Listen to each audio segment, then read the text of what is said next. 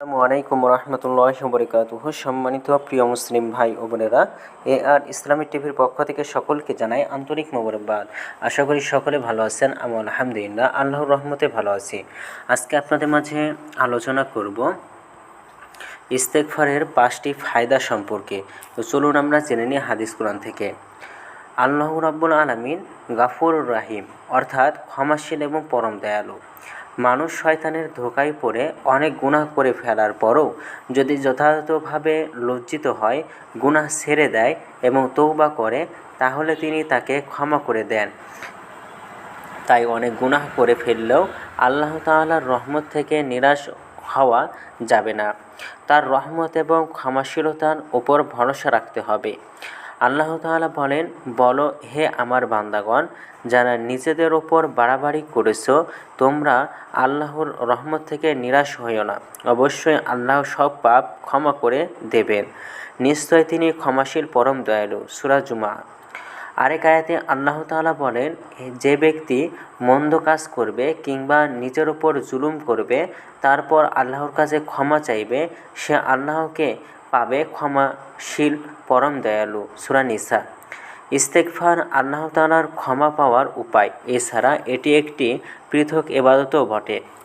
সজ্ঞানে কোনো গুনাহ না করলেও জানা অজানা ছোট বড় সব গুনাহের জন্য সবসময় আল্লাহ তাআলার কাছে ইস্তেগফার বা ক্ষমা প্রার্থনা করতে থাকা উচিত। এটা আল্লাহ তাআলার সন্তুষ্টি এবং নৈকট্য অর্জনের বড় মাধ্যম। কারণ ইস্তেগফারের মাধ্যমে আল্লাহ তাআলার প্রতি বান্দার ঈমান, আনুগত্য এবং অমুখাপেক্ষিতা প্রকাশ পায়। আল্লাহর প্রতি ভরসা এবং নির্ভরতা প্রকাশ পায়। বিনয়, অহংকারহীনতা প্রকাশ পায়। বান্দা যখন সত্যিকার অনুশোচনা নিয়ে নিজের অসহায়ত্ব এবং আল্লাহর কাছে মুখাপেক্ষিতা প্রকাশ করে, আল্লাহর কাছে ক্ষমা প্রার্থনা করে, তখন আল্লাহ তাআলা তাকে ক্ষমা করে দেওয়ার পাশাপাশি তার দিকে সন্তুষ্টি এবং রহমতের দৃষ্টি দেন। ফলে জীবনের সব ক্ষেত্রেই সে বরকত এবং রহমত লাভ করে। কোরআনের বিভিন্ন আয়াতে আল্লাহ তাআলা ইস্তেগফারের গুরুত্ব তুলে ধরেছেন। ইস্তেগফারের বিভিন্ন ফায়দা বা প্রতিদানের কথা বলেছেন। এখানে আমরা কোরআনের আয়াত থেকে ইস্তেগফারের 5টি ফায়দা ভিডিওর মাধ্যমে তুলে ধরছি। 1 নম্বর হলো, ইস্তেগফারকারী উত্তম জীবনের স্বাদ লাভ করে।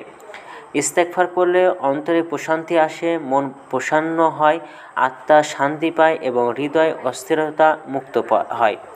আল্লাহ তাআলা ইস্তেগফারকারীকে উত্তম জীবনের স্বাদ দেন। আল্লাহ তাআলা বলেন, তোমরা তোমাদের রবের কাছে ক্ষমা প্রার্থনা করো, তার দিকে ফিরে এসো, তাহলে তিনি একটা নির্দিষ্ট কাল পর্যন্ত তোমাদের উত্তম জীবন সামগ্রী ভোগ করতে দেবেন।